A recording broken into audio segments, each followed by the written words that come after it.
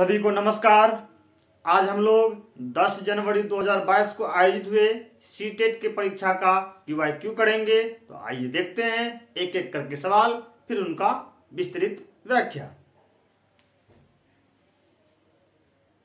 चलिए, पहला सवाल कहता है यदि 8 अंकों की संख्या 8 अंकों की ये संख्या 11 से पूर्णतः विभाजित हो जाती है तो एक के स्थान पर अंक क्या होगा। 11 से पूर्णतः विभाजित है ये संख्या। सबसे पहले हम लोग संख्या लिख लेंगे। संख्या है आपको 267A3298। 11 से पूर्णतः विभाजित का नियम हम बताए हुए हैं, 1 से 15 तक हम बताए हुए थे। आप बेसिक क्लास में जाकर इसको कर सकते हैं।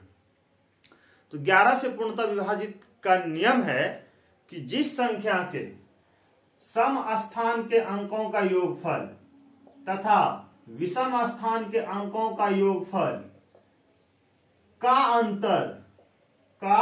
अंतर यदि 0 या 11 के गुणज यानी 11 से जो विभाजित हो वो आता है तो वो संख्या 11 से पूर्णतः विभाजित होगा। तो हम लोग क्या करेंगे, यहां पर सम स्थान और विषम स्थान के अंकों का योगफल देख लेंगे और उसका अंतर करेंगे। वो 0 या 11 का गुणज 11 बाय 33 कुछ न कुछ आ जाए तो वो संख्या 11 से विभाजित हो जाएगा। ये पहला स्थान है, ये दूसरा स्थान, ये तीसरा, चौथा, पांचवा, छठा, सातवां, आठवां। हम इधर से स्थान लिए हैं, आपकी इच्छा तो आप इधर से भी ले सकते हैं, कोई दिक्कत नहीं है। तो सम स्थान यानी दूसरे स्थान, चौथे स्थान, छठे स्थान और 8वें स्थान, ठीक है। सम स्थान को एक तो पहले जोड़ लीजिए। तो लिखेंगे सम स्थान के अंकों का योगफल, सम स्थान के अंकों का योगफल, अंकों का योगफल कितना है। दूसरे स्थान पर 6 है, चौथे स्थान पर A है, तीसरे स्थान छठे स्थान पर 2 है और 8वें स्थान पर 8 है। ये आपको हो गया 6 2 8 8 16 संख्या है प्लस A, ठीक है। ये हो गया आपको सम स्थान पर। विषम स्थान के अंकों का योगफल, विषम स्थान के अंकों का योगफल। विषम स्थान मतलब पहला, तीसरा, पांचवा, सातवां स्थान पर जो भी है, यानी ये सारा। पहला है आपको 2, फिर है आपको 7, फिर है आपको 3, फिर है आपको 8। 8 3 11 7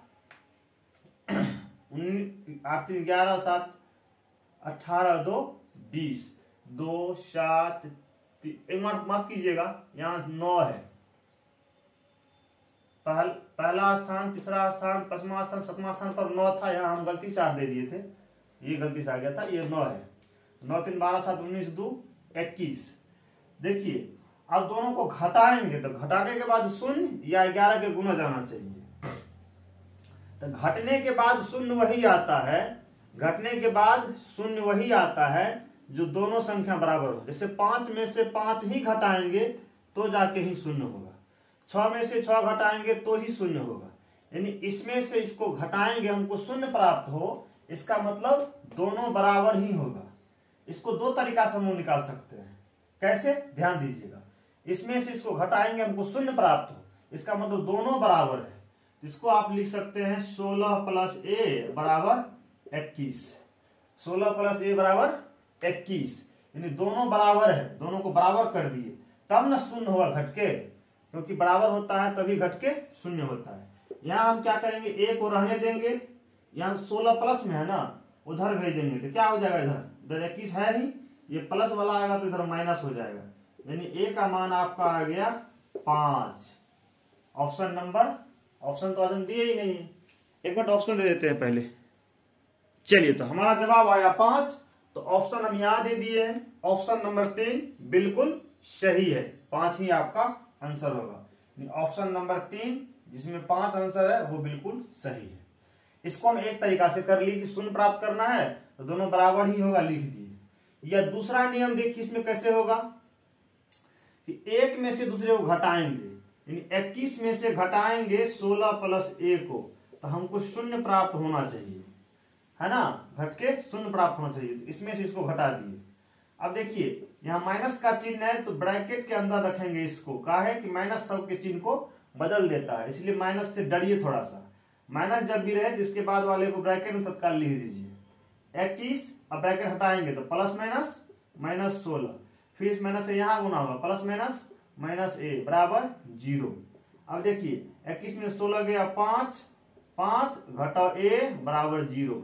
हमको ए तो प्लस में दिया हुआ है ना, तो ए को प्लस कर लेंगे, ए को उधर भेज देंगे। इधर 5 है, इधर माइनस जाएगा उधर, तो क्या हो जाएगा प्लस ए हो जाएगा, यानी कि 5 और ओ में ए जोड़ेंगे तो ए ही होगा।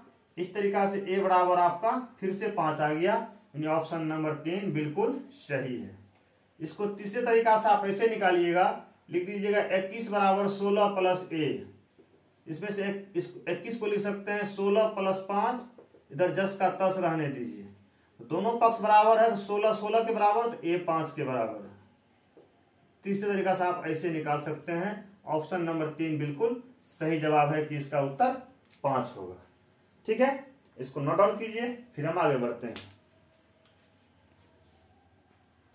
चलिए अगला सवाल कहता है कि दिए गए स्वरूप का अवलोकन कीजिए और रिक्त स्थानों की पूर्ति कीजिए।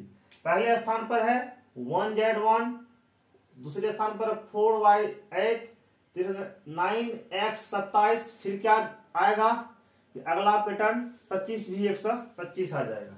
देखिए 1 4 9 यहां क्या आएगा कि यहां 25 हो जाएगा। पैटर्न का पहला संख्या देखिए, 1 है, 4 है, 9 है, 27 है, एक खाली है, फिर 25 है।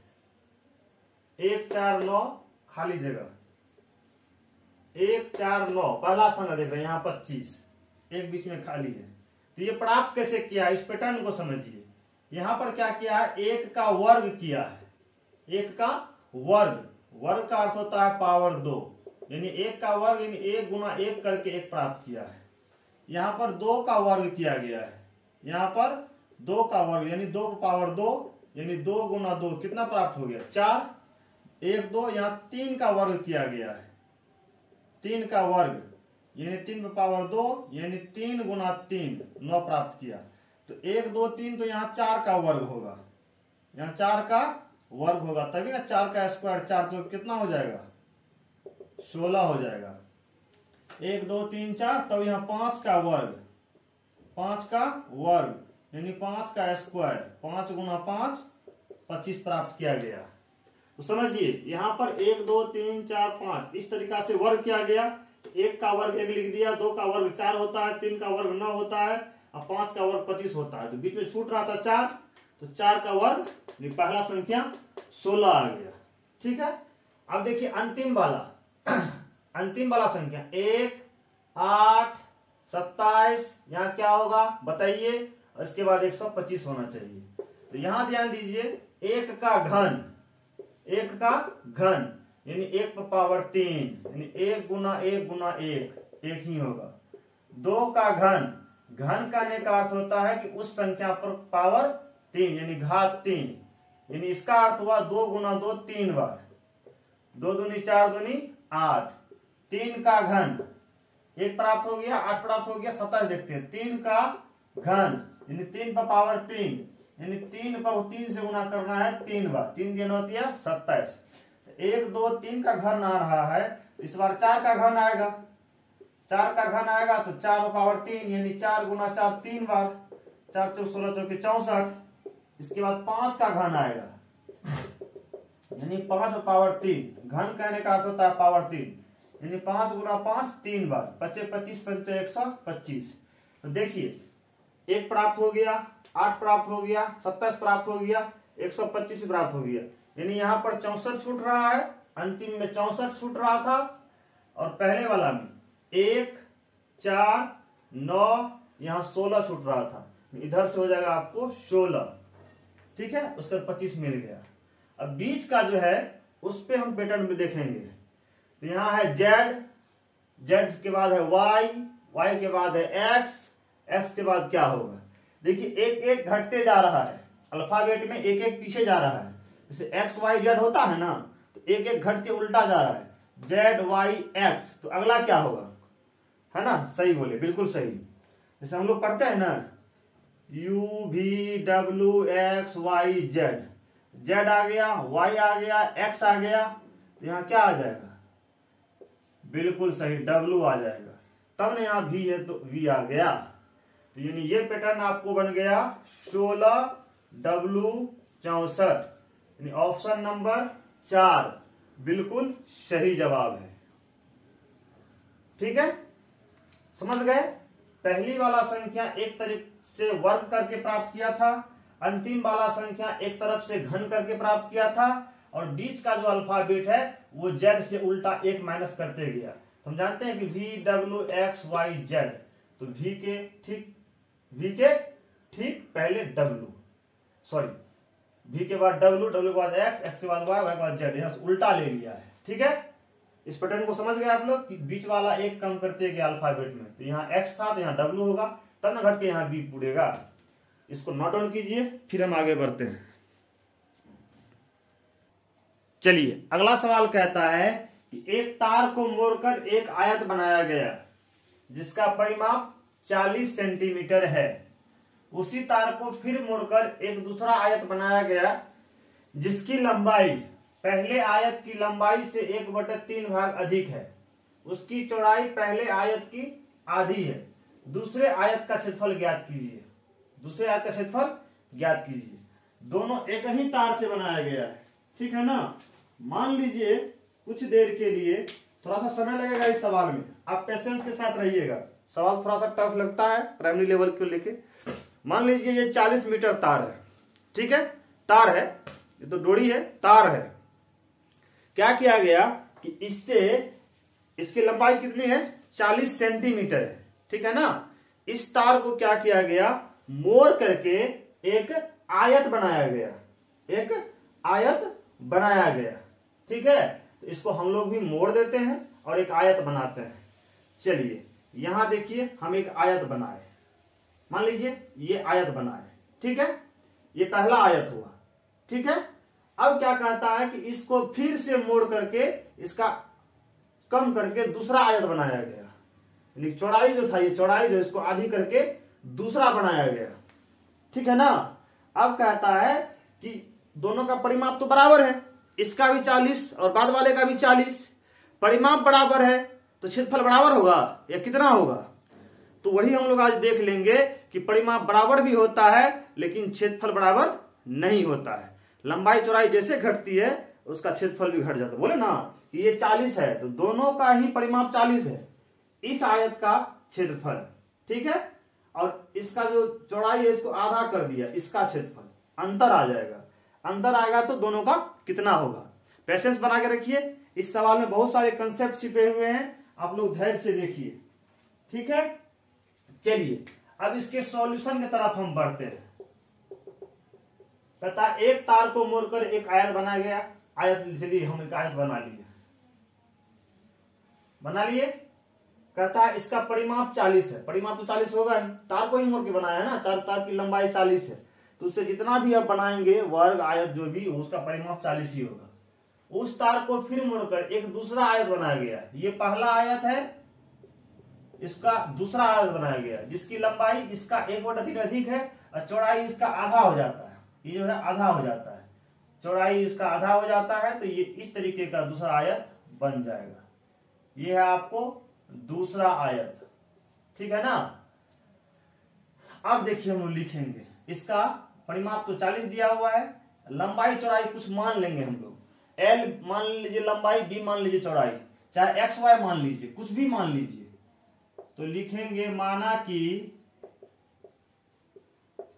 पहले आयत की लंबाई, माना कि पहले आयत की लंबाई एक्स मान लेते हैं, एक्स है, तो चौड़ाई, तो आयत की चौड़ाई, समय लगेगा आप लोग पेशेंस से देखिए, चौड़ाई वाई मान लेते हैं, वाई है। तो इसके परिमाप का सूत्र क्या होता है? आयत का परिमाप, आयत का परिमाप कितना दिया हुआ? आयत का परिमाप 40 सेंटीमीटर है, आयत का परिमाप बराबर लिख देंगे यहां पर 40। और अब जो है अगले स्टेप में आयत के परिमाप का क्षेत्रफल लिख देंगे। क्षेत्रफल होता है 2 × लंबाई जोड़ चौड़ाई, लंबाई जोड़ चौड़ाई बराबर इधर कितना दिया हुआ है 40। 2 इंटू लंबाई कितना दिया हुआ है x, लंबाई के बदले x, चौड़ाई कितना दिया हुआ है y, यहां ले लेंगे y बराबर कितना है 40। चलिए पहला का हमको परिमिति का व्यंजक प्राप्त हो गया। अब हम दूसरा पर चलेंगे। दूसरे आयत की लंबाई, दूसरे आयत की लंबाई, दूसरे आयत की लंबाई कितना कहता है, यहां स्पष्ट कर रहा है कि दूसरे आयत की जिसकी लंबाई पहले आयत की लंबाई से 1/3 भाग अधिक है, यानी ज्यादा है। पहले आयत की लंबाई यदि x है तो इसमें अधिक है, अधिक है मतलब जुटेगा, कितना जुटेगा, तो इसी का 1/3 भाग, इसी का 1/3 जुटेगा।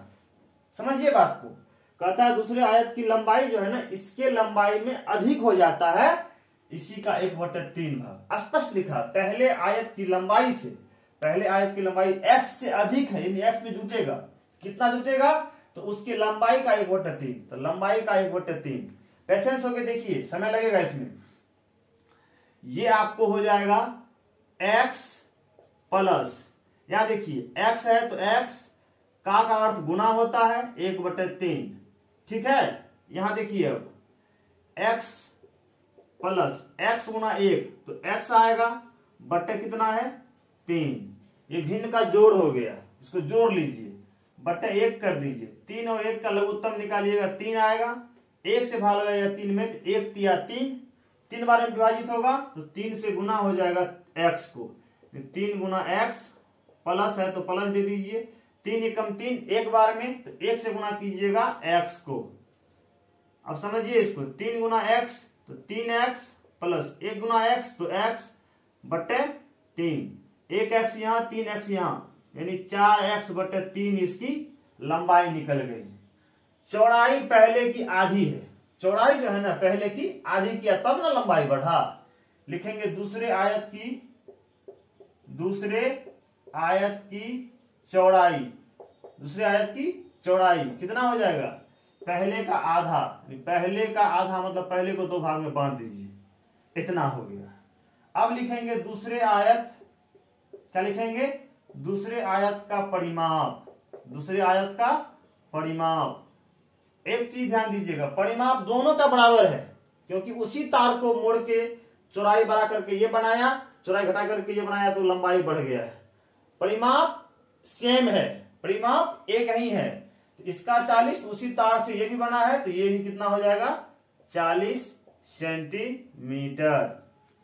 आयत का परिमाप का क्षेत्रफल, आयत का परिमाप आप जानवे करते हैं क्या होता है, 2 इंटू लंबाई जोड़ चौड़ाई होता है, कितना दिया हुआ है 40 सेंटीमीटर। ध्यान दीजिएगा 2 इंटू लंबाई का मान कितना दिया है, निकला है, लंबाई निकला है 4x प्लस 3, 4x/3 प्लस चौड़ाई कितना आया है, चौड़ाई आया है आपको y/2, दूसरा वाला का बराबर कितना 40। एक स्टेप और बढ़ सकते हैं हम लोग, 2 इंटू यहाँ पे भिन्न का जोड़ कर लीजिए, 3 दूनी 6, 3 दूनी 6, इधर 40 रहने दीजिए। यहां देखिए ये हो गया 3 दूनी 6 तो 4 दूनी 8x, ऐसे कर लीजिएगा, स्टेप और बढ़ लीजिए, 3 दूनी 6 तो 2 गुना 4x प्लस तो प्लस 2 तिया 6 तो 3 गुना y बराबर 40। अब अगला स्टेप देखिए, 2 इंटू 4 दूनी 8x प्लस 3 गुना y 3y/6 बराबर कितना 40। अब देखिए इसको यहां पर हम लिखते हैं, ध्यान से देखिएगा, 2 इंटू 8x प्लस 3y बराबर 6 है, बराबर 40 है।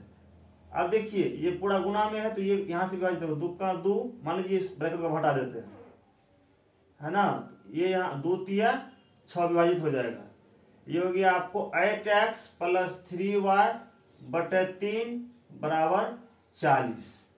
ठीक है, इसको समीकरण 2 मान लीजिए, इसको समीकरण 2 मान लेंगे। इसको आप लोग नोट डाउन कीजिए, फिर हम आगे बढ़ते हैं। थोड़ा सा सवाल लंबा है,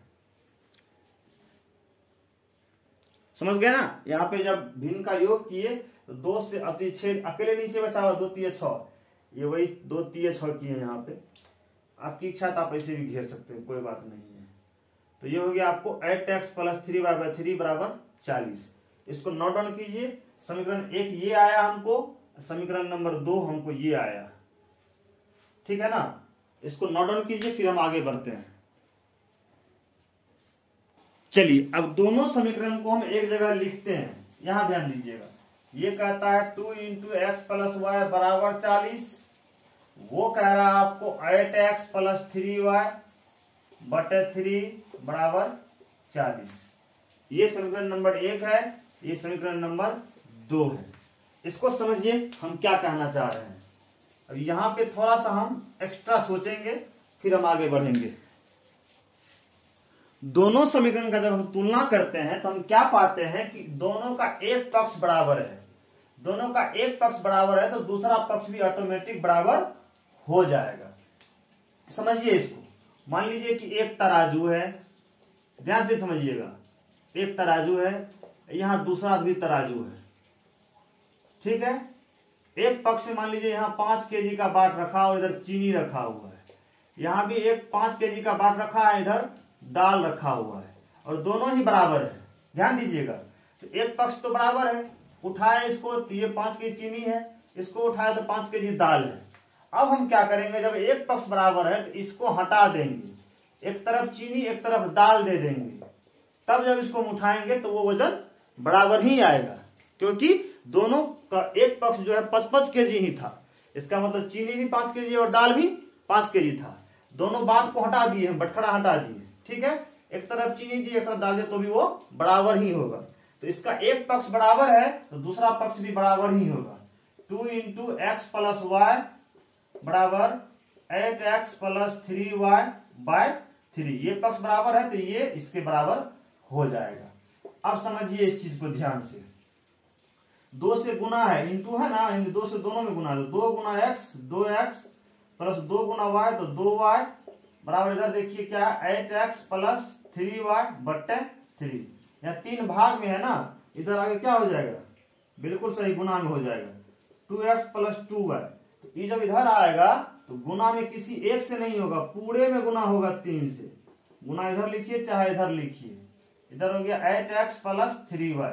अब 3 से फिर गुना कर दीजिए, 3 दूनी 6x, प्लस तो प्लस, 3 से इसको भी गुना होगा, 3 से इसको भी गुना होगा, 3 दूनी 6x और 3 दूनी 6y बराबर हो गया आपको 8x + 3y। ध्यान दीजिएगा, x वाले को x वाले तरफ भेज दीजिए, y वाले को y वाले की तरफ भेज दीजिए। तो इधर x ज्यादा है तो x को उधर ही भेज दीजिए, ये x को उधर भेज देते हैं। इधर क्या बच जाएगा 6y बराबर, इधर 8x + 3y तो है ही, ये जो प्लस में 6x था हम x वाले को x वाले की तरफ भेज रहे हैं। इधर ये चिन्ह प्लस में है, इधर आके माइनस में हो जाएगा। समझिए ध्यान से, थोड़ा सा और समय लगेगा, थोड़ा सा और समय लगेगा, इत्मीनान से समझ लीजिए, ठीक है। इत्मीनान से समझिए, कोई धरफड़ी नहीं है, समय थोड़ा सा अधिक लगेगा, लेकिन सवाल पूछा गया सवाल है, इसीलिए मेहनत कर रहे हैं कि फिर ना पूछ दे इस तरीके का सवाल है, तो वहां आप घबराए नहीं। अब देखिए इधर क्या बच गया है, 6y बच गया। इस y को अब इधर ले आइए, y वाले को एक तरफ कर लीजिए, जैसे x वाले को एक तरफ किए तो y वाले को एक तरफ कर लीजिए। यहाँ प्लस में है, यहाँ प्लस में है 3y, इधर आगे क्या हो जाएगा माइनस में 3y। इधर क्या सब बच जाएगा, इधर बच जाएगा 8x - 6x। दोनों पक्ष बराबर, दोनों पक्ष इधर x वाले को उधर y वाले को कर दिए। 6 में से 3 गया 3y, 8 में से 6 गया 6x।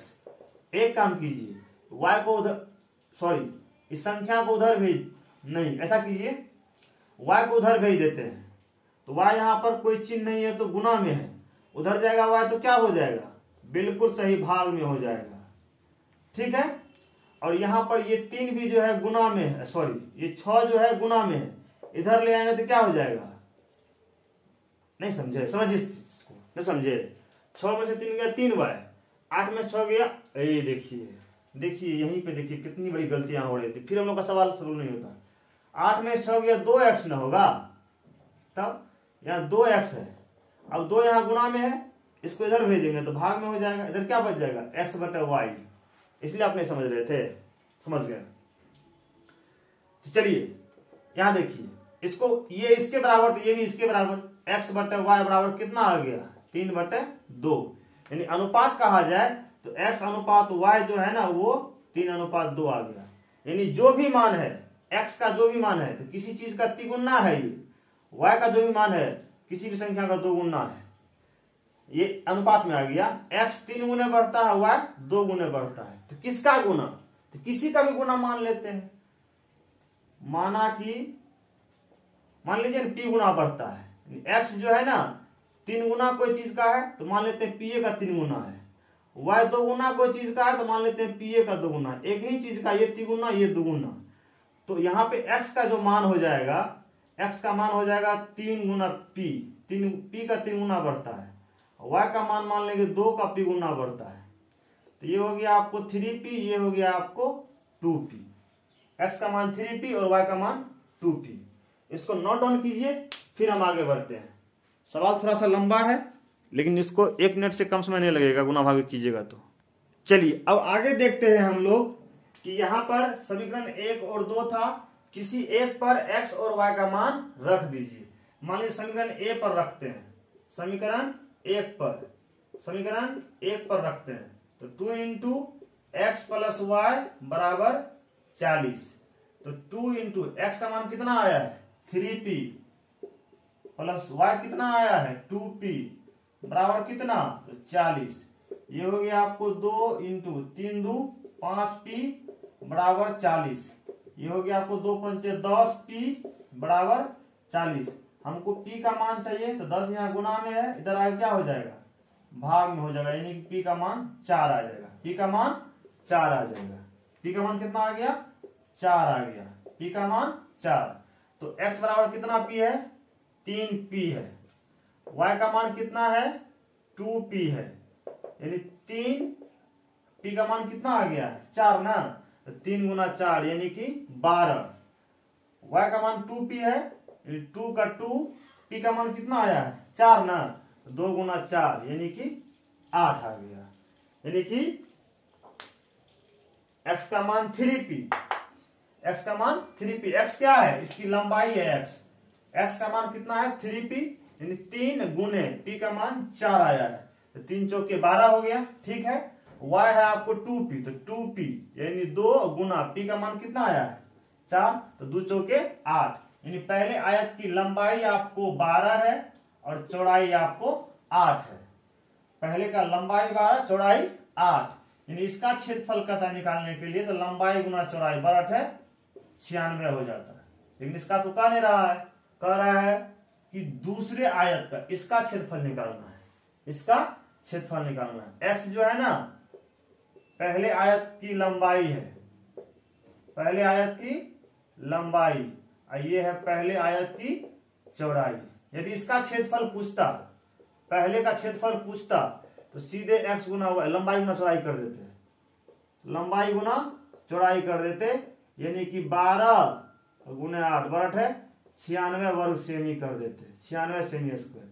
लेकिन ये तो पूछ नहीं रहा है, पूछ रहा है दूसरे का, तो दूसरा का लंबाई चौड़ाई हम लोग निकाल लेंगे। आप लोग को लग रहा सर कहां लेके घूम रहे हैं, ऐसा कुछ नहीं है, शॉर्टकट ट्रिक अपनाएंगे तो आप लोग समझ में नहीं आएगा, इसलिए हम लॉन्ग कट बना दे रहे हैं, फिर शॉर्ट बताएंगे। दूसरे आयत की लंबाई, दूसरे आयत की लंबाई कितना आया था देख लीजिए, 4x प्लस 4x/3 आया था, यानी 4x का मान कितना आया है 12, 4 गुना 12 बटे 3, 3 का 3, 3 चौके 12, 4 चौके 16 सेंटीमीटर, यानी इसका लंबाई जो आया वो 16 सेंटीमीटर आया। दूसरे आयत की चौड़ाई क्या आया था y/2 आया था, y का मान कितना है 8, यानी 8/2 कितना हो गया 4 सेमी, कितना हो गया 4 सेमी। इसीलिए दूसरे आयत का क्षेत्रफल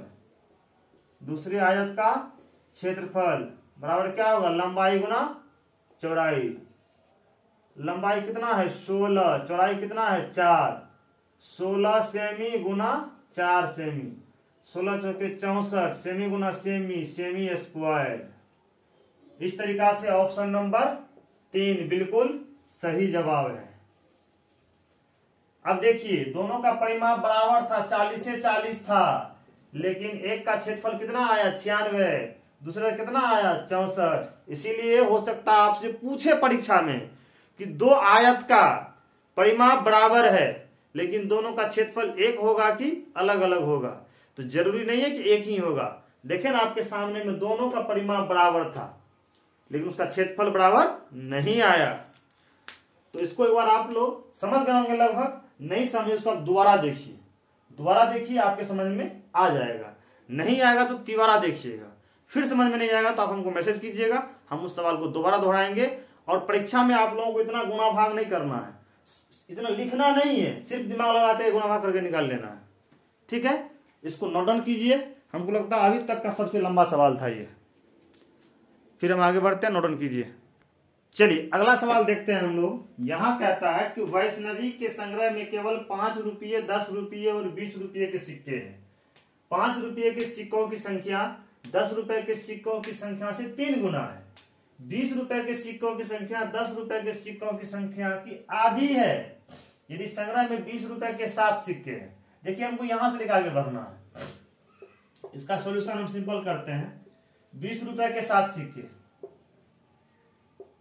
तो उसके पास कुल कितनी राशि है? 20 रुपए के 20 रुपए के सिक्के, 20 रुपए के सिक्के 7, तो कुल राशि कितना हो जाएगा? 20 का 7 नोट है, 20 सत्तर 140 रुपये। क्लियर है? कितना तो क्लियर हो गया? 20 रुपए के 7 सिक्के हैं, 20 रुपए के सिक्के 7, तो कुल राशि 20 गुना 7 140, यानी इसमें 5 रुपए है, 10 रुपए और 20 रुपए के नोट है।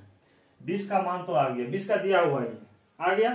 अब कहता है 10 रुपए के सिक्कों की संख्या से आधी है ना। 10 रुपए कहता है 20 रुपए के सिक्कों की संख्या, 20 रुपया का जो सिक्का है 7 गो है, ये कहता है कि 10 रुपये के सिक्के, 10 रुपये के सिक्के की संख्या का आधी है, यानी 10 टकिया जितना है उसका आधा है 20 टकिया। इस चीज को समझिए। 20 रुपए के सिक्कों की संख्या, 20 रुपए के सिक्कों की संख्या 10 रुपए के सिक्कों की संख्या की आधी है, यानी इसका आधा है ये। जब इसका आधा है ये, तो इसका मतलब इसका दुगुना होगा ये। समझिए बात को। कहता है 10 टकिया जो है ना, 10 का जो नोट है 20 टकिया, ध्यान दीजिएगा, 20 रुपए के सिक्कों की संख्या, 20 रुपए का सिक्का जो है ये 10 रुपए के सिक्का से आधा है, यानी यहां पर 7 है, इसका मतलब यहां 14 है, तब ना आधा 7 हुआ।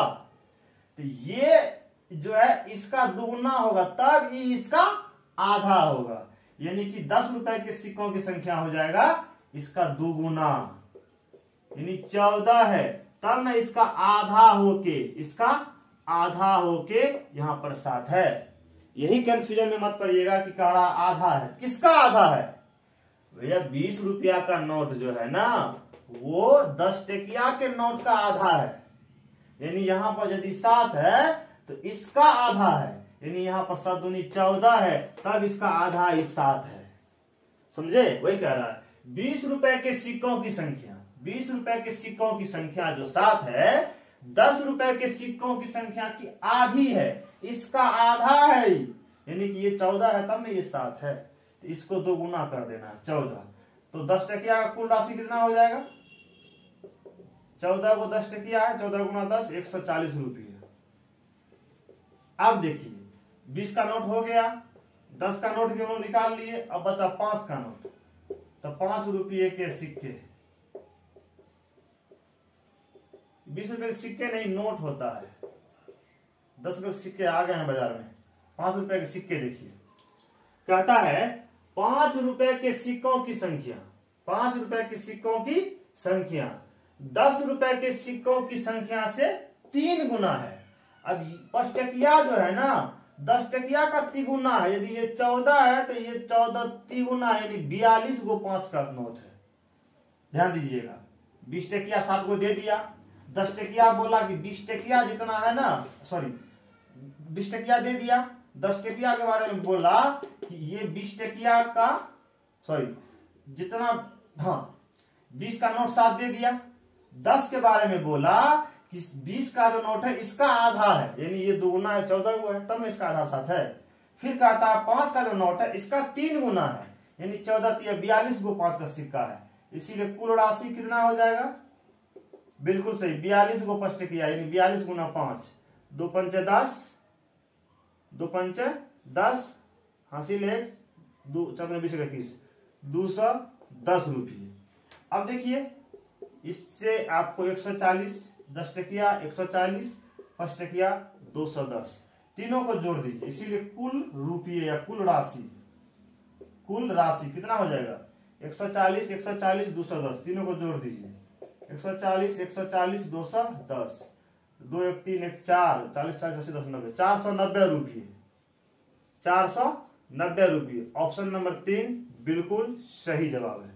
इसको नोट डाउन कीजिए, फिर हम आगे बढ़ते हैं। तरफ से समाप्त हो गया कि कह रहा था 20 रुपए के सिक्के जो हैं 10 रुपए के सिक्के का आधा है, यानी ये 7 है तो ये 14 है, तभी इसका आधा है, होता है।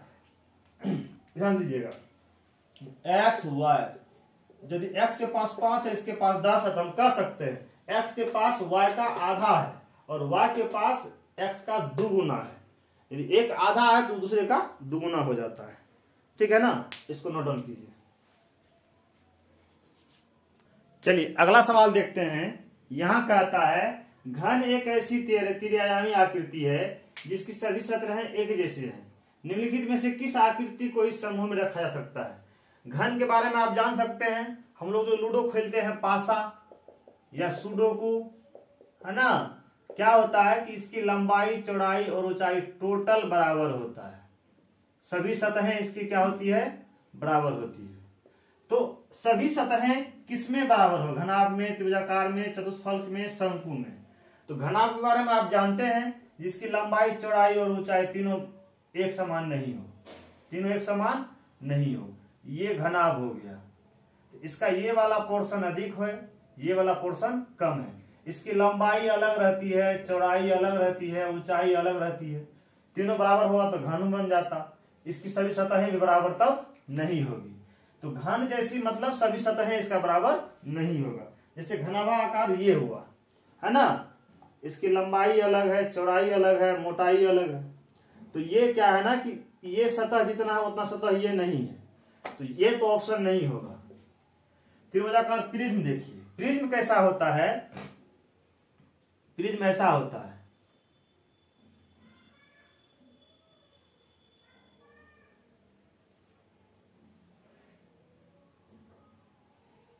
इसमें क्या होता है, एक तो यहां पर त्रिभुजाकार होता है, इस साइड से भी त्रिभुजाकार होता है, लेकिन ई वाला पोर्शन जो होता है वो आयताकार हो जाता है, तो अलग अलग हो गया, ये वाला भी ऑप्शन नहीं होगा, ठीक है।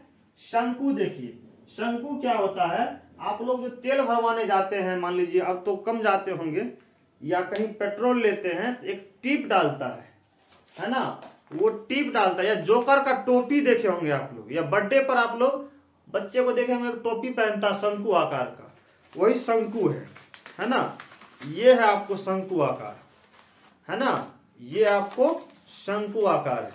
तो इसमें ये जितना भाग है, ये जितना भाग है, जरूर नहीं कि वो इतना ही भाग होगा, दोनों अलग अलग होता है, तो ये भी दोनों बराबर नहीं होता है, तो शंकु भी इसमें नहीं आएगा। शंकु इस तरीके का होता है, ये शंकु है, तो जितना क्षेत्रफल इसका है उतना ही इसका नहीं होगा, ये ऑप्शन भी नहीं होगा। त्रिभुजाकार प्रिज्म में दोनों तरफ त्रिभुज तो होता है, लेकिन बीच में आयताकार पट्टी होता है, ऐसे होता है, ध्यान दीजिएगा, समझ जाइएगा, ऐसे होता है, ऐसे ऐसे होता है प्रिज्म, तो ये भी नहीं होगा।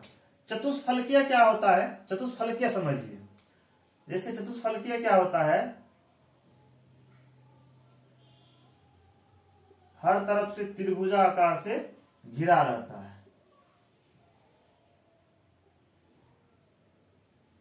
इस तरीके का। ये क्या है, इसमें 4 चतुर्भुज होते हैं, 4 बराबर होते हैं, एक नीचे, एक त्रिभुज नीचे, एक ये त्रिभुज नीचे, और इसके तीनों तरफ से 1 2 उधर तीनों तरफ से तीनों त्रिभुज रहता है। यानी कि इनकी सभी सतहें जो होती है 4 त्रिभुज, एक नीचे और तीनों 3 तरफ से, ये जो होता है बराबर होता है। यानी इसमें 4 फलक होते हैं, यानी 4 सतह होता है, एक नीचे त्रिभुजाकार और फिर तीनों तरफ से त्रिभुजाकार, है ना। इसको टेट्राहेड्रन बोलते हैं, टेट्राहेड्रन बोलते हैं। इसमें 4 फलक होता है और चारों फलक बराबर होते हैं, ठीक है ना। और उसमें लाइनिंग जो होता है, कोण जो होता है 1 2 3 4 5 6 कोण होते हैं, 6 किनारे होते हैं, है ना, 6 किनारे। जैसे इसमें कितने किनारे हैं, 1 2 3 4 5 6 7 8 9 10 11 12 किनारे हैं ना। ये किनारे जो है ना, चतुष्फलकीय में किनारे जो है ना, वो आपको 6 किनारे होते हैं, 6 लाइनिंग होता है। जैसे 3 नीचे हो गया और फिर उधर से 4, 3 और 3 6, यानी कि इसमें कुल 6 किनारे होते हैं। 4 फलक होते हैं जो चारों फलक बराबर होते हैं, है ना। तो चारों फलक इसका लेकिन बराबर होता है, इधर से भी उधर से भी इधर से भी और नीचे का भी, त्रिभुजाकार भी। तो हमको घन आकार का यही लगता है कि चारों जो है फलक बराबर होता है, यानी घन के तरह का चारों फलक बराबर इसी का होता है। यानी आपका ऑप्शन नंबर 3 बिल्कुल सही जवाब है, क्योंकि शंकु में नहीं हुआ, त्रिभुज में भी नहीं हुआ, घनाभ में भी नहीं हुआ। तो घन जैसी आकृति हमको चतुष्फलक में मिलेगा कि इनका चारों फलक जो है वो बराबर होता है, चतुष्फलकीय टेट्राहेड्रन का बराबर होता है। तो ऑप्शन नंबर 3 आपका बिल्कुल सही जवाब है, ठीक है। समझ गए, टेट्राहेड्रन तीनों तरफ से त्रिभुजाकार और नीचे से भी त्रिभुजाकार और चारों फलक जो होता है वो बराबर होता है, ठीक है ना। तो ये घन आकृति का हो जाएगा।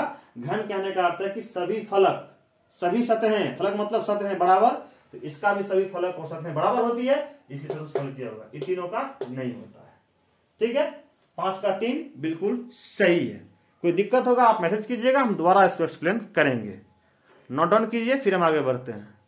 चलिए अगला सवाल हम लोग देखते हैं। इसमें कहता है कि समूहों में छात्रों की लंबाई मापने के लिए कहा जाने पर समूह 1 जिसमें 4 छात्र शामिल हैं ने निम्नलिखित परिणाम प्राप्त किए। कहता है कि निर्मल दिनेश से 8 सेंटीमीटर लंबा है, सीमा सेल्मा से 4 सेंटीमीटर छोटी है, दिनेश सीमा से 2 सेंटीमीटर लंबा है, सेल्मा की लंबाई 138 है। तो निर्मल का ज्ञात कीजिए। इनका ज्ञात करना है। दिया हुआ किनका है, सेल्मा का दिया हुआ है। सेल्मा कहां पर है, यहां पर है सेल्मा, इसका दिया हुआ है।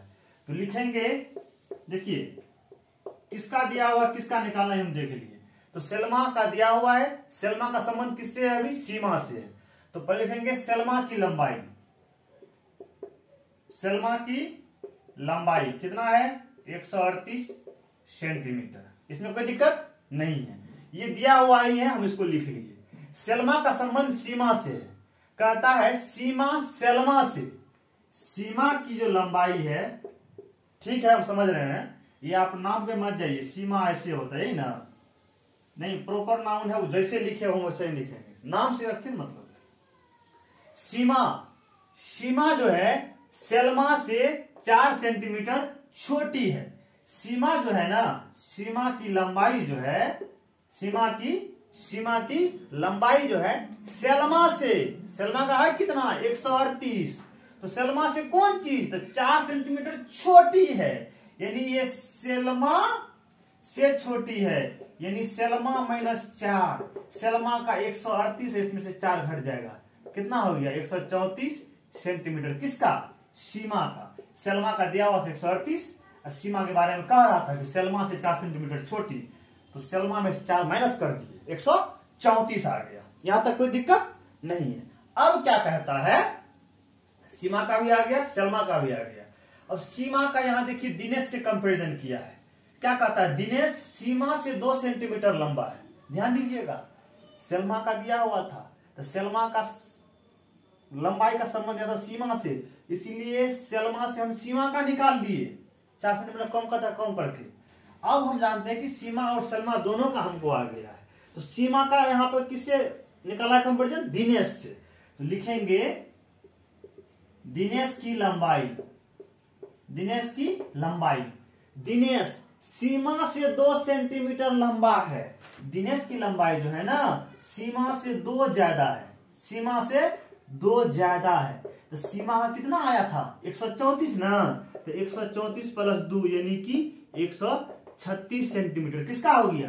दिनेश का। अब दिनेश का किससे, देखिए कंपैरिजन क्या है, दिनेश का निर्मल से क्या है, कहता है दिनेश से 8 सेंटीमीटर लंबा है। कौन? निर्मल। निर्मल जो है, निर्मल की जो लंबाई है, निर्मल की जो लंबाई है दिनेश की लंबाई से 8 सेंटीमीटर ज्यादा है, लंबा है। तो दिनेश का कितना आया है आपको? 136 ना, 136 प्लस 8 यानी 144 सेंटीमीटर लंबा है। कौन? निर्मल। कह क्या रहा है? निर्मल की ही ऊंचाई मांगी जा रही है, तो निर्मल की लंबाई 144 सेंटीमीटर, यानी ऑप्शन नंबर 2 बिल्कुल सही जवाब है।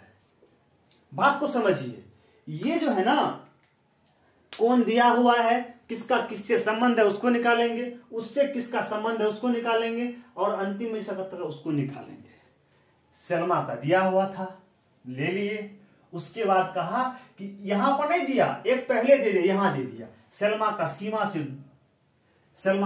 से दे दिया कंपैरिजन। कहा कि सीमा जो है सलमा से 4 कम है, तो सीमा के लिए हम सलमा में से 4 कम कर दिए, 134 आ गया सीमा का। सीमा का कंपैरिजन सलमा से था, तो सॉरी यहां पे सीमा का दिनेश से था, तो दिनेश में कह रहा था कि सीमा में 2 जोड़िए। यहां कह रहा है दिनेश सीमा से 2 में लंबा है, तो दिनेश के बारे में बोला कि सीमा से 2 ज्यादा, तो सीमा का 134 आया था, इसमें 2 जोड़ दिए 136 हो गया। तब कहा कि निर्मल जो है ना दिनेश से 8 ज्यादा है, तो दिनेश का हमको आ गया है, निर्मल का चाहिए, तो दिनेश में 8 ज्यादा है, तो जोड़ दिए 144 आ गया। एक बार सवाल पढ़िएगा, फिर जो हम बताए हैं आराम से आप समझ जाइएगा। इसको नोट डाउन कीजिए, फिर हम आगे बढ़ते हैं। चलिए अगला सवाल देखते हैं। इस तरीके के सवाल बहुत आसान होते हैं, लेकिन इसमें भग चकाने का मतलब थोड़ा सा आगे पीछे होने का दिक्कत होता है। बस बहुत आसान सवाल है, एक बार में बन जाएगा।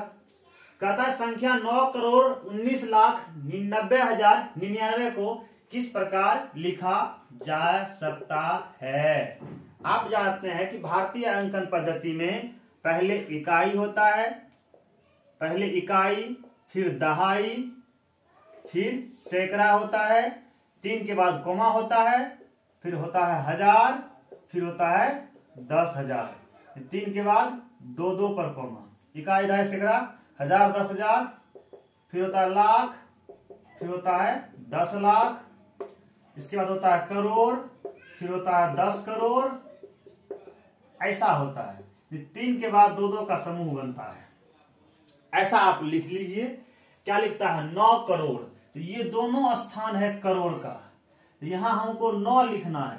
2 स्थान है और हमको 9 लिखना है, तो हम क्या करते हैं? 0 पर 9 लिखते हैं ना। यदि 9 पर लिखेंगे तो 90 हो जाएगा। हमको 9 लिखना है, तो 0 पर 9, या नहीं तो इस स्थान को खाली छोड़ देंगे, 0 9 नहीं लिखेंगे, इस स्थान को खाली छोड़ देंगे, यहां सिर्फ 9 लिख देंगे। ऐसा मत कीजिएगा कि यहां लिख दीजिएगा, तो जो स्थान खाली होता है वहां शून्य माना जाता है। ये ऐसा नहीं करना है। हमको 10 करोड़ नहीं, हमको सिर्फ करोड़ लेना है, यानी यहां पर हमको 9 डाल देना है। तो 9 करोड़ हो गया। 19 लाख, लाख का 2 जगह है ना, ये दोनों लाख का जगह है, और लाख में 19 लिखना है, तो सिंपली 2 जगह है, तो 19 1 पर 9। उसके बाद है 90,000, 90,000, हजार का भी 2 स्थान है, 90,000 लिखना है, तो 9 पे 0 90। अब है 99, यानी कि 99 में ये इकाई है, ये दहाई है, इकाई पर 9, दहाई पर 9, जो खाली है वहां क्या हो जाएगा? 9 करोड़ 19 लाख 90,099, 90,099। जो खाली है वहां शून्य माना जाता है। इसीलिए हम बोले थे कि ऐसा मत कीजिएगा 10 9 देके छोड़ दिया, शून्य माना जाएगा। 9 लिखना है तो 0 पर 9 या 9 लिखिए सिर्फ। इसको आप फिर से लिख दीजिए, 9,19,90,0,9 है ना। देखिए कहां लिखा हुआ है, या ऐसे लिखिए 919,90,099। देखिए कौन सा ऑप्शन है? ऑप्शन नंबर 2 बिल्कुल सही जवाब है। ठीक है ना। आप लोग शायद समझ गए होंगे, नहीं समझे तो इसको ऐसे समझिए। मान लीजिए हमको ऐसे भी समझ में नहीं आया, ऐसे कीजिए, 9 करोड़ है ना, लिखिए 9 करोड़, फिर कितना है? 19 लाख, लिखिए 19 लाख, फिर क्या है? 90,000, लिखिए 90,000, फिर कितना है? 99, लिखिए 99। 9 करोड़ है, तो इकाई, दहाई, सैकड़ा, हजार, 10,000, लाख, 10 लाख, करोड़ पर 9 कर देंगे। 19 लाख है तो इकाई, दहाई, सैकड़ा, हजार, 10,000, अब लाख, 10 लाख, लाख 10 लाख, 2 स्थान आ रहा है और हमको 19 दे देना है, 19 लाख हो गया। 90,000 तो इकाई, दहाई, सैकड़ा, हजार, 10,000 है ना, तो दोनों हजार के स्थान पर 90 दे देंगे। फिर 99 दे देंगे, यहाँ पे सब कुछ जोड़ दीजिए, देखिए वही आ गया। ऑप्शन नंबर फिर से 2 ही आ गया। सिंपल है, बहुत सिंपल है, एक बार समझ गए तो यही आसान, बहुत आसान होता है। इसमें तो आपको टाइम भी लग जाएगा। जो कह रहा है उतना लिख दिए, है ना। देखिए ना, 9 करोड़ आ गया ना, 3 के बाद 19 लाख आ गया ना, 90,000 आ गया ना, सबको जोड़ दिए, सबको क्या किए, जोड़ दिया गया। ठीक है, तो दोनों ही आसान तरीका है, आपको जहां से समझ में लगे, जहां से अच्छा लगे आप बना सकते हैं, कोई दिक्कत नहीं है। इसको नोट डाउन कीजिए, फिर हम आगे बढ़ते हैं। चलिए, यहां कहता है निम्नलिखित में से त्रिभुज के कोणों के बारे में कौन सा कथन सही है। त्रिभुज के सभी कोणों का योगफल 360 डिग्री होता है। एक विषमबाहु त्रिभुज के सभी कोणों का योग समबाहु त्रिभुज के सभी कोणों के योग से कम होता है। एक फिर वही बात कहता है कि एक समबाहु त्रिभुज के सभी कोणों का योग समबाहु त्रिभुज के सभी कोणों योग से अधिक होता है। त्रिभुज के सभी कोणों का योगफल 180 डिग्री होता है। आज आप जान लीजिए कि त्रिभुज चाहे कोई भी हो, त्रिभुज 6 तरह के होते हैं। 3 होते हैं भुजा के आधार पर, 3 भुजा के आधार पर, 3 होता है कोण के आधार पर। कोण के आधार पर, भुजा के आधार पर समबाहु, समबाहु त्रिभुज, उसके बाद समद्विबाहु त्रिभुज, विषमबाहु त्रिभुज। इसके नाम में ही स्पष्ट है, विषमबाहु त्रिभुज। सम मतलब बराबर, जिस त्रिभुज का तीनों भुजाएं बराबर हो, ठीक है ना। समद्विबाहु, सम मतलब बराबर, द्वि मतलब 2, बाहु मतलब भुजा, जिस त्रिभुज का कोई भी 2 भुजा बराबर हो। विषमबाहु, जिस त्रिभुज का कोई भुजा बराबर नहीं हो। कोण के आधार पर, समकोण त्रिभुज, वह त्रिभुज जिसका एक कोण समकोण हो। न्यून कोण त्रिभुज, वह त्रिभुज जिसका तीनों कोण न्यून कोण हो। अधिक कोण त्रिभुज, वह त्रिभुज जिसका एक कोण अधिक कोण हो। समकोण एगो, अधिक न्यून कोण तीनों, अधिक कोण एगो। कोई भी त्रिभुज हो, दुनिया का कोई भी त्रिभुज हो, ये तो छोड़िए, कहीं भी कोई भी त्रिभुज देखते हैं, उसके अंदर के तीनों कोणों का योगफल हर हमेशा 180 डिग्री होगा। चाहे वो समबाहु हो कि समद्विबाहु हो कि विषमबाहु हो कि समकोण हो कि न्यून कोण हो कि अधिक कोण हो, कोई भी त्रिभुज हो, उनके अंदर के तीनों कोणों का योगफल 180 डिग्री से ना तो कम होगा ना ज्यादा होगा। 179 भी नहीं हो सकता है, 181 भी नहीं हो सकता है, वो होगा तो 180 होगा। चाहे कोई भी त्रिभुज हो, उनके अंदर के तीनों कोणों का योगफल 180 डिग्री ही होगा। ऑप्शन नंबर 4 आपका बिल्कुल सही जवाब है। समझ गए इसको। तो किसी भी त्रिभुज के सभी अंतः कोणों का योगफल 180 डिग्री होता है। इसका सूत्र होता है, देखिए हम थोड़ा सा इंडिकेट कर देते हैं, ठीक है। मान लीजिए कहीं भी 3 भुजाओं से बनी हुई आकृति है, इसका सूत्र होता है n-2 गुना 180 डिग्री, ठीक है। अंतः कोणों का योगफल, ये हम पढ़ाएंगे आगे, अंतः कोणों का योगफल। तो n का मान, n मतलब भुजा की संख्या, n मतलब भुजाओं की संख्या। तो त्रिभुज में 3 भुजा, त्रिभुज में 3 भुजा, n का मान 3, यानी 3 घटा 2 गुना 180, यानी कि 1 गुना 180, यानी कि 180 डिग्री होगा। कोई भी 3 भुजा का आकृति बनाइएगा, उसके सभी अंतः कोणों का योगफल 180 डिग्री होगा। मान लीजिए कि कहीं पे 4 भुजाओं से बनी चतुर्भुज है, कोई भी चतुर्भुज है, आयत हो, वर्ग हो, समांतर चतुर्भुज हो, कुछ भी हो, तो उसमें कितनी भुजाएं हैं? 4। देखिए हम अवसर हट बता रहे हैं, हम कंफ्यूजन डालना नहीं चाहते हैं। ये त्रिभुज के बारे में था, बात खत्म है। अब चतुर्भुज जिसमें 4 भुजा हो, तो उसके लिए वही सूत्र फिर n-2 गुना 180 डिग्री। n का मान 4 है ना, 4 घटा 2 गुना 180 डिग्री, 2 गुना 180 डिग्री, यानी कि 360 डिग्री।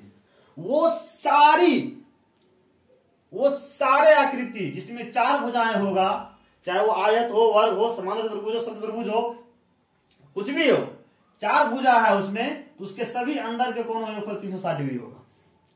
इसी सूत्र पे काम करता है। यदि 5 हो, मान लीजिए 5 भुजाओं से कोई भी आकृति बनी है, सीधा n-2 गुना 180 डिग्री, n का मान यहाँ 5 घटा 2 गुना 180 डिग्री, यानी कि ये आपको हो जाएगा 3 गुना 180 डिग्री, यानी कि 540 डिग्री। 5 भुजा से बनी हुई कोई भी आकृति है, उसके कोई भी आकृति है 5 भुजा है, उसके सभी अंतःकोणों का योगफल 540 डिग्री होगा। समझ गए? चलिए, ये तो हम आपको सिर्फ ये बताए थे, फिर n4, फिर 5, फिर 6, फिर वही n-2 में 180 डिग्री गुणा करते चले जाना। ये तो आपको हम साइड से जानकारी दे रहे थे। इतना जान लीजिए कि किसी भी त्रिभुज के अंदर के तीनों कोणों का योगफल 180 डिग्री होता है, चाहे वो त्रिभुज कोई भी हो। आपको सिर्फ इतना ही इसमें जानना था। हमने इस चीज की अधिक जानकारी दे दी कि यदि कभी ऐसा मौका मिलेगा तो आप कंफ्यूजन में ना हो। त्रिभुज के सभी अंतःकोणों का योगफल 180 डिग्री, चतुर्भुज का 360 डिग्री, पंचभुज 5 को है तो 540, 6 को षष्ठभुज है तो 6 में से 2 गया 4 गुना 180 डिग्री, यानी कि 720 डिग्री। ये हम आपको सिर्फ जानकारी दे दी। ये कब? जब 6 भुजा हो। जब 7 हो तो 7 में से 2 गया 5, 18 5 90 900। इस सूत्र को खाली याद रखिएगा। n मतलब भुजा, 7 है तो 7 में 2 गया 5 गुना 18 180 900 डिग्री हो जाएगा। ठीक है ना? इसी पे सब काम करता है। n जो है ना भुजाओं की संख्या है। ठीक है, आज का क्लास सेशन लंबा हो गया, फिर भी आप लोग पेशेंस से देखें, इसके लिए आप लोगों का बहुत बहुत शुक्रिया। और आप लोग से बस एक ही रिक्वेस्ट है, आप शेयर कीजिए। धन्यवाद, शुक्रिया।